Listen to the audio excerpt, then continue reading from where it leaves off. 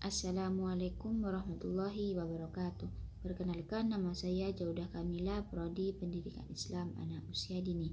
Di sini saya akan menjelaskan studi hadis. Ada 3 penjelasan. Yang pertama, peran ulama hadis dalam melestarikan sunnah. Kemudian yang kedua, bagaimana ulama hadis memastikan keaslian hadis. Yang ketiga, pentingnya memahami hadis dengan benar, mengajarkan ajaran Islam kepada anak-anak. Yang pertama, peran ulama hadis dalam melestarikan sunnah, yaitu yang pertama, perjalanan ilmiah untuk mengumpulkan hadis. Menurut Imam Bukhari, melakukan perjalanan ilmiah ke berbagai wilayah Islam itu untuk mengumpulkan hadis langsung dari para perawi terpercaya. Kemudian Imam Muslim juga melakukan perjalanan ke kota besar untuk mencari dan mendengar hadis langsung dari para perawi terpercaya, seperti ke Madinah, ke Mekah. Tujuannya itu untuk bertemu langsung dengan para perawi hadis tersebut, dan juga mendengarkan dan mencatat hadis secara autentik. Yang kedua, seleksi ketat dalam menentukan keabsahan hadis. Itu ada beberapa kriteria. Yang pertama, ketersambungan sanad. Yang kedua, keadilan perawi. Yang ketiga, dabit atau kekuatan hafalan. Selanjutnya, yang ketiga, penyusun kitab Sahih Al-Bukhari, Sahih Muslim, dan Sahih Abu Daud.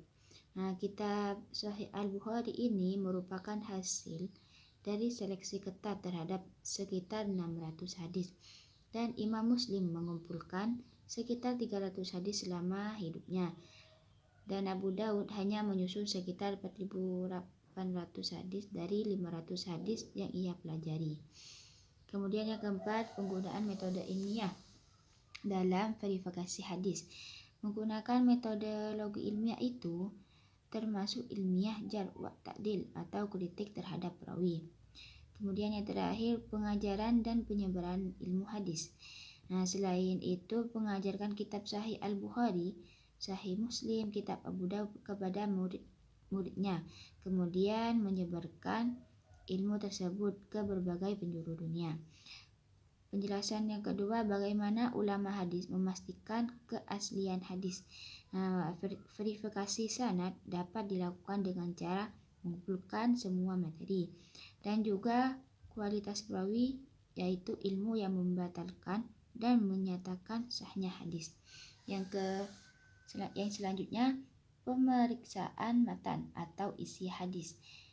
Membandingkan hadis-hadis dengan ayat Al-Quran yang berkaitan. Kemudian metode perbandingan,